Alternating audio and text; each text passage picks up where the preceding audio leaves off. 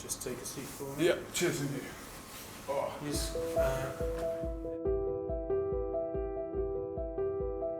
When you hear it, first of all, it takes a few seconds to sink in. Well, it took me a long time to sink in, and like I said, I think it took after for me to speak to everyone that I knew to really kind of sit there with myself and just come to terms with it myself, because I was very much trying to calm everyone else down, which was odd, and I think I just had to have that one evening where I just sat there and just had to think about maybe the plans and how I was gonna.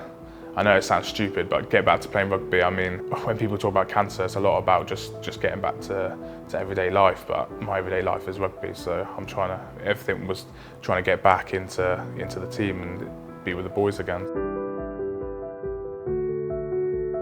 I told my family not to go on Google massively, because I knew it would just scare them. I didn't go out myself, I just asked all the questions to the doctor.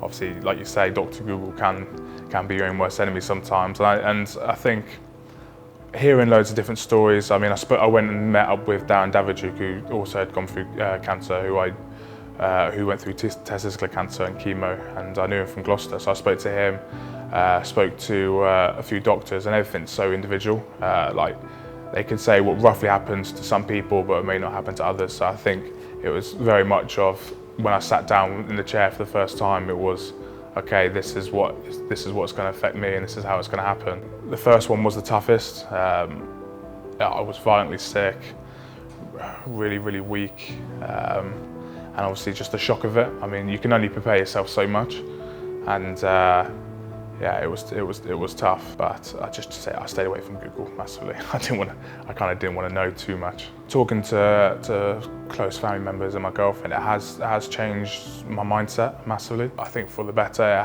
It's forced me to kind of see things differently. Before, I was very much, everything I did was always towards rugby and towards how I was going to be as a player. But I think this has put a lot of perspective into life for me. Maybe it's put me a little bit of, okay, so rugby is amazing, I love it, but it's only going to take me to 34, 36. I mean, what are my plans afterwards? So I mean, it's put a lot of things into perspective massively. If you spoke to me a year ago, I wouldn't have any answers, or I wouldn't be able to tell you what I was going to do next year, let alone what I was going to be doing past that. So I think in terms of my mentality and my mental state, it did take me into dark places. However, it's definitely opened my eyes to future issues and my future. Yeah. Now I'm moving on to radiotherapy, which is really localised into the two areas where they found the cancer, and that would just be 2 weeks, but every day for 15-20 minutes, and it would just be kind of a last blast to make sure it's all wiped out, and then I'll have another few blood tests, and then